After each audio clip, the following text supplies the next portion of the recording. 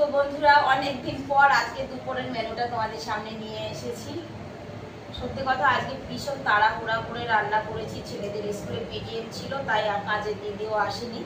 এর মধ্যে যে সব কিছুই আজকে তা না, যেমন কি এখানে আছে কাঁকড়ার সবজি, গতকালকে রান্না, গতকাল আমি বাড়িতে খাইনি তো কাঁকড়ার সবজিটা রয়েছে সেটাকে গরম করেছি।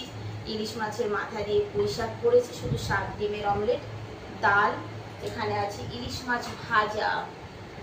সত্যি কথা কি জানো, দিল্লিতে ইলিশ মাছ হঠাৎ করে প্রচন্ড সস্তা হয়ে গেছে, 400 টাকা করে ইলিশ মাছ, তাও 1 কিলো ওজনের মাছ এনেছি, পুরো ডিম ভর্তি মাছ, দেখতেই পাচ্ছ এই দেখো একদম ডিম ভরা মাছ, দারুণ সাইজের মাছটা ছিল।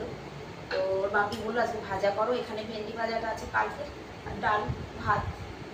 দুপুরের মেনুটা সবকিছু মিলেমিশে কেমন হয়েছে অবশ্যই একটু কমেন্ট করে জানাবে। আমার তো প্রচণ্ড খিদে পেয়েছে, আমি আর কারোর জন্য অপেক্ষা করতে পারছি না বলে আমি খেয়ে নিই, আর তোমরা কমেন্ট করে একটু জানিয়ে যেও, তোমাদের কমেন্টের অপেক্ষায় রইলাম।